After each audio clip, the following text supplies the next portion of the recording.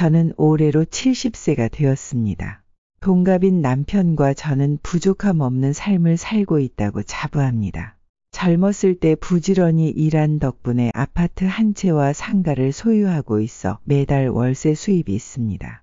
덕분에 남편은 낚시를 다니고 저는 친구들과 여행을 즐기며 여유로운 노후를 보내고 있습니다. 우리에게는 자식 셋이 있습니다. 모두 대학을 졸업한 후 유학까지 다녀왔고 각자의 길을 잘 찾아갔습니다. 큰아들은 사업을 시작해 나름대로 자리를 잡았고 둘째는 대기업에 다니며 높은 연봉을 받고 있습니다. 막내도 창업을 해 열심히 일하고 있습니다. 우리 부부는 부모로서 최선을 다했고 자식들도 각자의 삶을 잘 사는 것처럼 보였습니다. 문제는 자식들이 우리는 대하는 태도에서 비롯되었습니다. 어느 날 큰아들에게 전화가 왔습니다. 어머니, 이번에 사업이 좀 어려워져서 그러는데 아버지랑 상의해서 돈 좀 보내주세요. 저는 한숨이 나왔습니다. 사실 큰아들은 이번이 처음이 아니었습니다. 몇 년 전에도 사업 확장을 이유로 돈을 빌려갔고 그 돈은 돌아오지 않았습니다. 네가 얼마나 어려우면 우리에게 도움을 청하겠냐마는 이제 우리도 노후를 준비해야 해. 그동안 벌어놓은 돈으로 생활하고 있어 도움을 주기 힘들 것 같구나. 부모님 덕분에 지금까지 잘 살아온 거 알아요. 한 번만 더 도와주시면 이번에는 성공할 수 있어요. 너 그 말 몇 번째인지 기억은 하니? 그 순간 남편이 전화를 가로챘습니다. 이제 그만해라. 네 사업이 잘 되면 좋지만 우리가 언제까지 뒷바라지할 수는 없어. 우리는 너희에게 도움받을 생각 없으니 제발 너 스스로 해결해라. 알겠습니다. 큰아들은 씁쓸한 목소리로 전화를 끊었습니다. 얼마 후 둘째가 집으로 찾아왔습니다. 요즘 상가값이 많이 올랐잖아요. 부모님이 갖고 계신 상가는 너무 낡았어요. 상가를 팔고 새 건물을 구입하시는 게 어때요? 제가 좋은 투자처를 알고 있는데 그 돈으로 많은 수익을 얻을 수 있어요. 그 상가에서 나오는 월세로 우리가 생활하는데 그걸 팔면 뭐 먹고 살라는 거야? 그냥 저한테 맡겨보세요. 제가 아는 전문가랑 같이 투자해서 돈을 몇 배로 불려드릴게요. 남편은 조용히 듣고 있다가 단호하게 말했습니다. 우리 돈은 우리가 알아서 한다. 네가 그런 말을 하는 거 보니 부모 재산을 탐내는 것 같아서 씁쓸하구나. 그런 게 아니라 부모님이 더 좋은 생활을 할 수 있도록 도와드리고 싶은 거예요. 우리는 지금도 충분히 행복해. 우리를 위해 아무것도 하지 않아도 된다. 둘째 딸은 말없이 고개를 끄덕이고 집을 떠났습니다. 그리고 며칠 후 짠 듯이 막내 아들에게 연락이 왔습니다. 저 투자금이 좀 필요한데 부모님 재산 좀 미리 주세요. 너까지 왜 이러니? 다 우리 재산만 궁금하니? 우리가 너희를 그렇게 키웠어? 뼈 빠지게 일해서 공부시켜놨더니 우리가 돈줄로 보이냐? 부모 재산 얘기를 하기 전에 부모 생각을 먼저 해야 하는 거 아니니? 막내 아들은 당황하며 변명을 늘어놓았지만 우리 부부는 막내 아들을 돌려보냈습니다. 우리가 자식을 너무 버릇없이 키운 것 같아. 우리가 너무 다 해준 것 같아. 이제라도 정신 차려야지. 그날 저녁 세 자식은 한 카페에 모였습니다. 이대로 가만히 있으면 부모님한테 돈 한 푼 못 받겠어.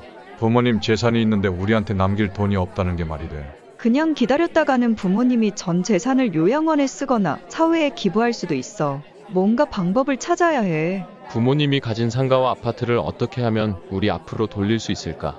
법적으로 가능할까? 아버지나 어머니 중 한 분이 아프시면 명의를 우리 이름으로 바꿀 수도 있을 거야. 방법을 찾아보자. 세 자식은 부모의 돈을 미리 확보할 계획을 세우기 시작했습니다. 저는 친구들과 주기적으로 만나 차를 마시는 모임을 갖고 있습니다. 우리 모두 비슷한 연배라서 이야깃거리가 비슷합니다. 건강, 여행 그리고 자식 이야기가 빠지지 않았습니다. 저는 최근에 있었던 일 때문에 마음이 무거웠습니다. 요즘 자식들이 우리 돈을 미리 받으려고 난리야. 정말 너무하네. 부모를 돈으로 생각하는 거야? 우리 애들도 비슷해. 남편이 먼저 떠나고 나서 내가 가진 아파트를 팔아서 좀 작은 곳으로 옮기면 어떻겠냐고 하더라니까. 돈을 자기들한테 미리 주면 더 효율적으로 쓸 수 있다고 하더라고. 효율적으로? 그건 그냥 자기들 살림에 보태고 싶다는 뜻 아니야? 결국은 부모 재산을 지들 것처럼 생각하는 거야. 부모는 나중에 아프고 힘들어지면 자연스럽게 요양원에 들어가야 할 거라고도 하더라고. 그래서 지금이라도 미리 정리하는 게 낫다고 하더라니까. 나는 아예 내 재산을 사회에 기부할 생각이야. 내 자식들도 부모가 가진 걸 너무 당연하게 생각하는 것 같아서 솔직히 너무 서운하고 화가 나. 차라리 사회에 기부해서 어려운 사람들 돕는 게 낫겠다는 생각이 들더라고. 자식들이 가만히 있을까? 가만히 있지 않겠지. 당연히 반대할 거야. 하지만 그건 내 선택이야. 평생 일해서 번 내 돈이잖아. 내 인생 마지막에는 내가 원하는 대로 써야지.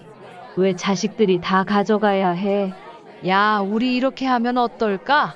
기부까지는 못해도 자식들에게 미리 다 줄 생각하지 말고 우리가 다 쓰는 거지. 맞아. 요즘 요양원도 비용이 만만치 않잖아. 미리 상속해서 힘들어하지 말고 남은 인생 편안하게 살자고. 친구들의 얘기를 들으며 저는 고민이 많았습니다. 세 자식들은 부모의 재산을 미리 받을 방법을 모색하기 위해 카페에 모였습니다. 이대로 가만히 있으면 부모님이 재산을 엉뚱한 데 써버릴 거야. 우리가 먼저 움직여야 해. 맞아. 근데 어떻게 해? 부모님이 단호하신데. 솔직히 그냥 대놓고 상속 이야기 꺼내는 건 방법이 아니야. 부모님이 유산을 일절 주지 않겠다고 할 수 있어. 이대로 당하고만 있을 순 없어. 부모님이 재산을 넘길 마음이 없다면 우리가 방법을 만들어야 해. 어떤 방법? 우리 셋이 함께 움직이면 부모님도 어쩔 수 없을 거야. 부모님을 압박할 수 있는 방법을 찾아보는 거지. 설마 법적으로 싸운다는 거야? 법적으로 싸우자는 게 아니라 부모님이 우리를 믿고 재산을 넘겨주도록 상황을 만들자는 거지. 부모님 건강 문제를 이유로 부동산을 정리해야 한다고 설득하는 방법도 있어. 그럼 부모님이 혼자 계시면 힘들다는 걸 느끼게 만들어야겠네. 우리가 연락도 안 하고 찾아가지도 않으면 어떨까? 그러면 부모님이 외로움에 우리를 찾게 되실 수도 있잖아. 이렇게까지 해야 하나 싶긴 한데 재산을 못 받는 것보다는 나으니까. 그러니까 제대로 준비해야 해. 우선 부모님이 재산을 정리하려는 움직임이 있는지 철저히 조사해야 해. 우리가 모르는 사이에 기부를 해버린다거나 다른 사람에게 증여하는 걸 막아야 해. 세 자식은 계획을 세우고 실행에 들어갔습니다. 어느 날 점심 저희 휴대전화가 울렸습니다. 여보세요. 휴대전화 너머로 다급한 목소리가 들렸습니다. 할머니, 나 납치당했어. 지금 당장 돈 보내줘. 뭐라고? 너 승훈이? 무슨 일이야? 할머니, 제발 도와줘. 나 너무 무서워. 빨리 돈 보내줘.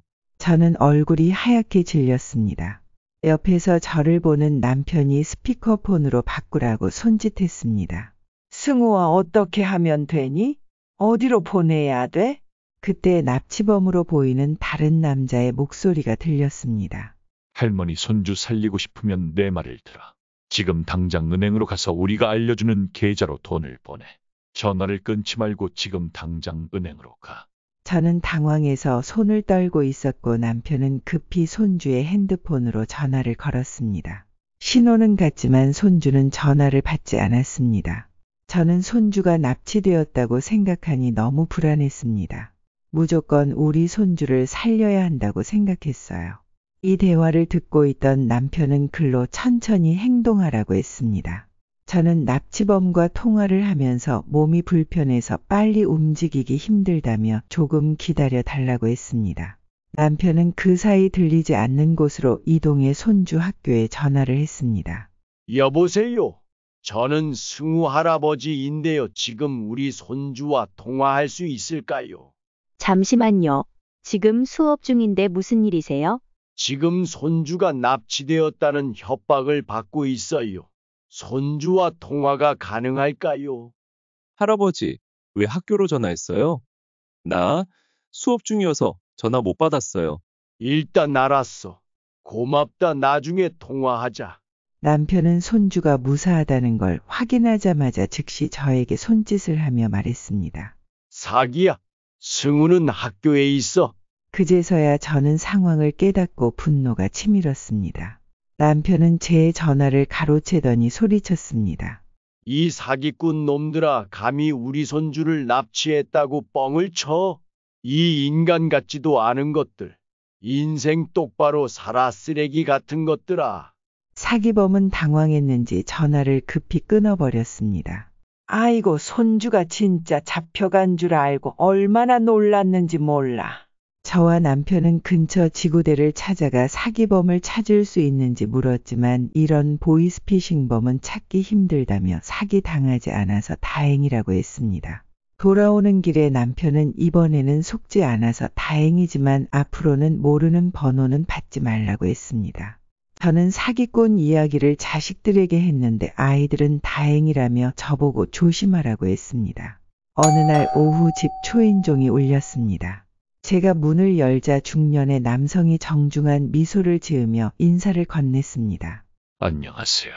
저는 부동산업을 하고 있는 김성진이라고 합니다. 혹시 잠시 시간 내주실 수 있을까요? 저는 손님을 안으로 모시고 방에 있는 남편을 불렀습니다. 다름이 아니라 두 분이 보유하고 계신 지방에 있는 땅 말인데요. 좋은 소식이 있어 찾아왔습니다. 우리 땅이요? 그건 몇십 년째 묵혀둔 땅이에요. 하려고 해도 안 팔리고 개발될 가능성도 없는 땅인데요.